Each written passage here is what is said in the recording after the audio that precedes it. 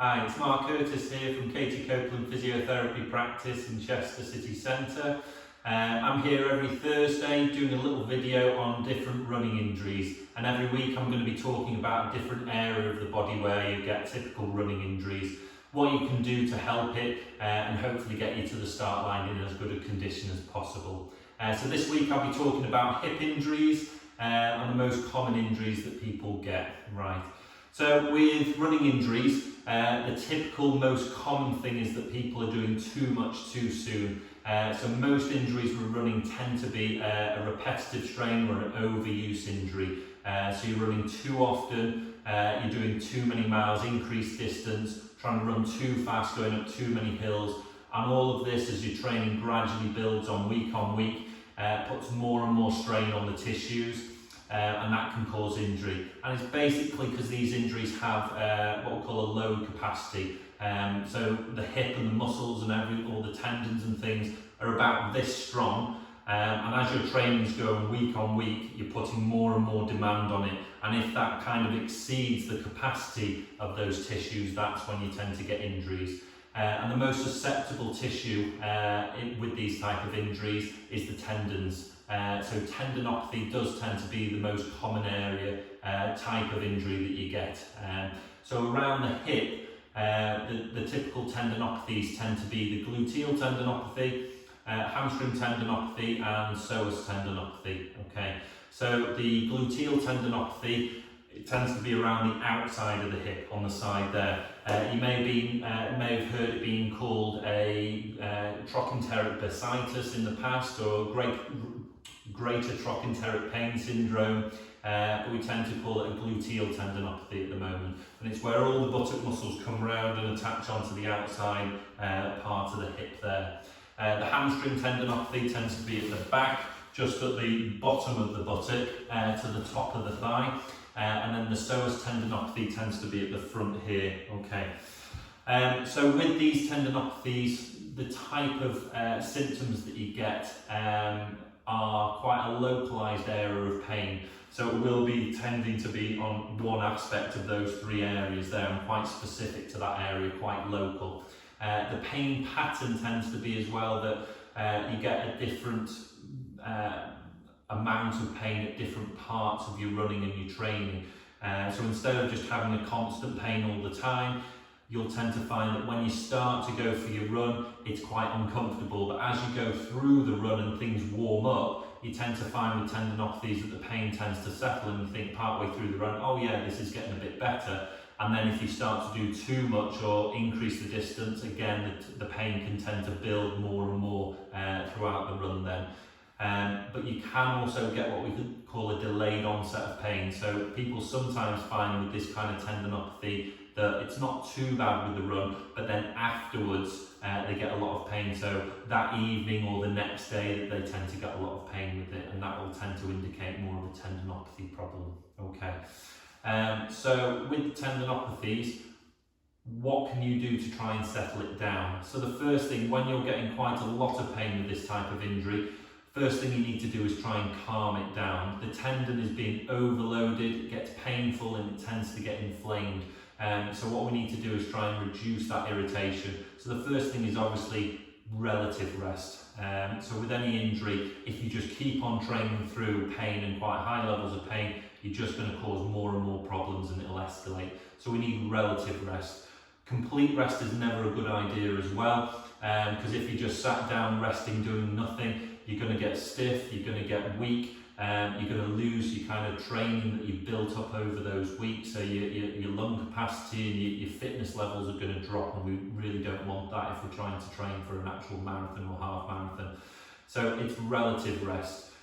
So with that, cross training is really good. If running is painful, well, what about swimming? What about cycling? A different activity where you work the cardiovascular system, but it's not putting the same kind of strains and stresses through the body, and that can be a lot better. So at least you're doing some training and not losing things. Okay, so relative rest.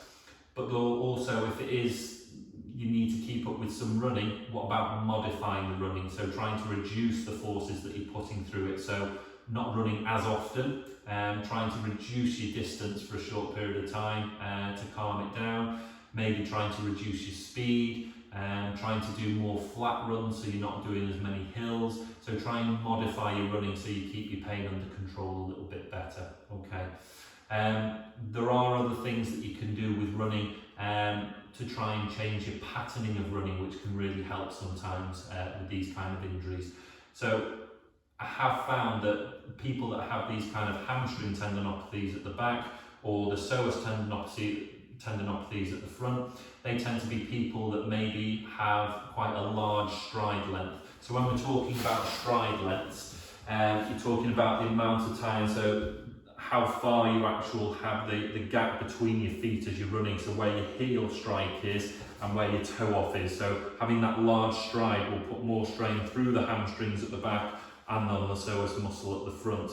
So if you can reduce your stride length, if you've got any of those injuries, that can help to settle the symptoms down. So the easy thing to do that with a stride length is people with a long stride length tend to have quite a low cadence. So if you want to reduce your stride length, you want to increase your cadence. So your cadence is how many times your feet hit the floor as you're running, and that's usually per minute it's measured in.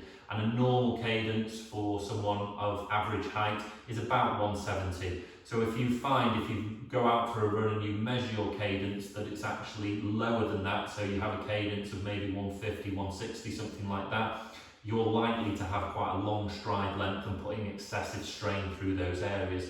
So if you can increase your cadence as you're running, that will shorten your stride length, and that will put less strain through those tissues and might help to control your pain levels and symptoms a lot better. Okay. So that's for the psoas and the hamstring. The gluteal tendinopathy at the side, that tends to be an excessive force when you actually land on the leg as you're running. So as you're running and you land on the leg, the hip will sometimes want to drop to the side, okay, and that's putting more strain. So you use these muscles, the gluteal muscles, the lateral stabilizers, to keep the pelvis level as you're running. So what you might see with some people that have this kind of gluteal tendinopathy, as they're running, instead of keeping a nice solid pelvis, they tend to drop their hips from side to side as they're running, or they have what we call a crossover running pattern as well, where instead of running with a nice gap between the legs, they tend to cross over as they're running, and that puts that excessive strain on the outside of their hip. So with people with this lateral hip pain, the gluteal tendinopathy, I try and encourage people not to have that hip drop, to try and be a little bit more upright and keep the pelvis stable as they're running. Or if they find that they are crossing over with the legs as they're running, try and imagine maybe running and not crossing the legs over. So if you're running and imagine a line down the middle, and you're trying to keep your feet either side of that line rather than crossing over it. Okay, so those are some little tips that you can do for running that might help to reduce the strain and stress on the area.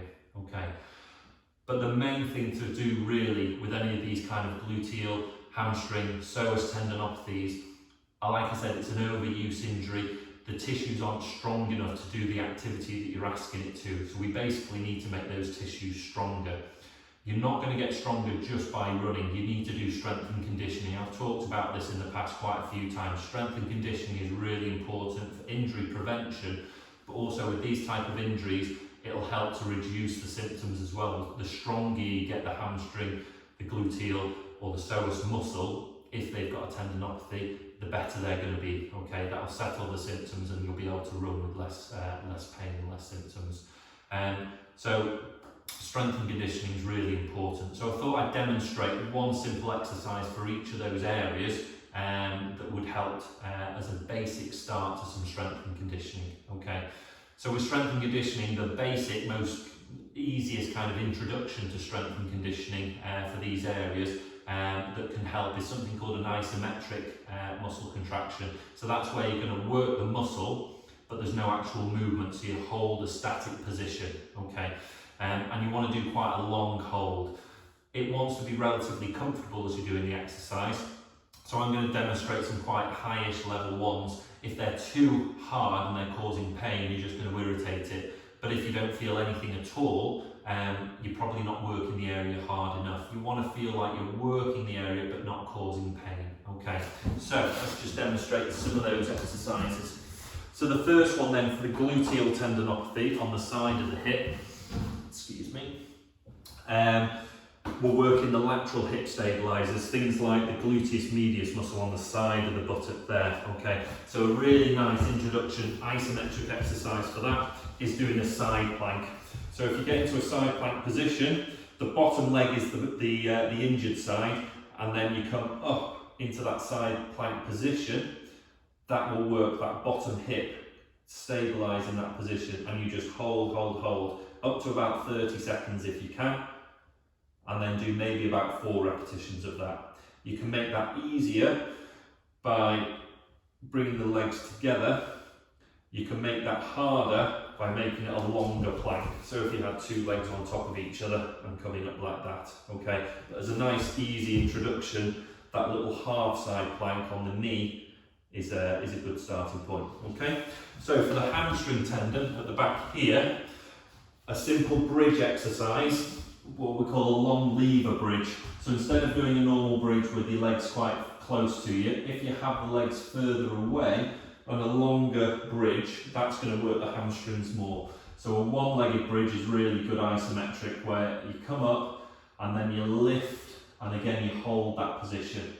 Trying to hold for up to about 30 seconds again, and try and do 4 repetitions of that. If that's too painful, to make it easier, you can do a 2-legged one, or again, you can bring the feet a little bit closer to you, okay? And then for the psoas muscle at the front, again, a similar kind of thing, doing a plank, coming into a plank position, and then up onto there, and you take the good leg off, so you're just on the injured side, and again, holding, okay? Again, making that easier, you can do it with a shorter plank, so you can do it on the knees and lifting up from there, or again, you can just do it 2-legged, okay? So with those isometrics, you're looking to hold those positions for about 30 seconds and do 4 repetitions of each, and that's a nice introduction to those areas to try and strengthen them. That by itself is probably not going to be enough. Seeing a physiotherapist or a medical professional, sports injury professional to help with injury, one of the big things that they should be doing to help with your injury is a rehab program to try and strengthen and rehabilitate the area, okay? So a progressive strengthening program from there is really important to do. So I would normally go on to what we call eccentric loading to that area, even going on to what we call heavy slow resistance training as well, to try and build up the strength and the load capacity of that tissue, okay? What you don't really want to do with these areas, and what everyone always does, is just do lots and lots of stretching to them, okay? With a tendinopathy, if that is your injury, a tendon is like a piece of rope, it's a fixed length. The muscle that it's attached to is contractile, that stretches, but the tendon doesn't. So if you keep on stretching it and doing static stretches, that can actually make things worse rather than better. So I tend to encourage people not to do static stretches, okay? So strengthening is really important, relative rest, and cross-training so you're not aggravating as much. Definitely doing some strength and conditioning, modifying your training as well, so either reducing the distance that you're doing, the frequency, changing your running style or your patterning can be helpful as well. And then the other thing is trying to reduce inflammation, okay? So using ice compression to the area can be really helpful. So if you have gone for a run and it's a bit uncomfortable, try and reduce those symptoms by getting an ice pack onto the area for a good 10 minutes or so at a time. That can be really helpful, okay? So those are the 3 kind of most common areas that I see people with hip problems with runners. Tends to be the gluteal tendinopathy, hamstring tendinopathy, and the psoas tendinopathy. Okay, they're pretty common. There's loads and loads of different injuries that people can get and problems around the hip. So you can have things like bone stress injuries, so the repetitive impact that you're doing with running. For some people that can put excessive load through the bones, and even if left unchecked can lead to stress fractures. So that's one other injury that people can get. You can get hernias, so any pain actually deep into the groin area. It could be a sporting hernia, what we call an inguinal hernia, or a Gilman's groin. People can get things like labral tears.